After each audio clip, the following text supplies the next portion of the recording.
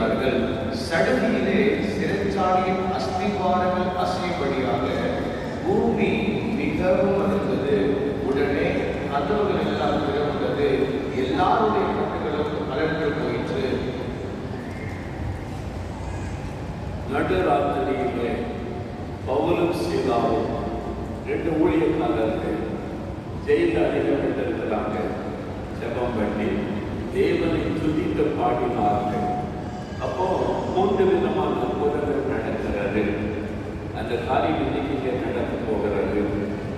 பவுலும் சீலாவும் 2 ஊழியக்காரர்கள், அந்த 2 பேரும் ஆண்டவர் ஒரு தரிசனத்திலே காண்பித்து மக்கதோனியா நாட்டுக்கு சுவிசேஷத்தை அறிவிக்க வரும்படி அழைப்பு கொடுக்கப்படுகிறது.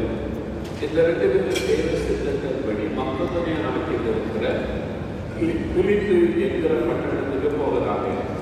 பிலிப்பு பட்டணம் ரோமன் அவனுடைய தானையில் இருக்கிற ஒரு இடம், ரோமர்களுக்கு முக்கியமான ஒரு பட்டணம்.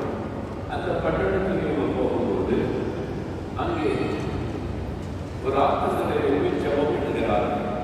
அங்கே ஜபம் பண்ண கூடி வருவாங்க, வழக்கமாக போய் ஜபம் செய்வாங்க. அதில் வரக்கூடிய மக்களுக்கு இயேசுவை சொல்லுவாங்க. அதில் நீதியால் என்கிற ஒரு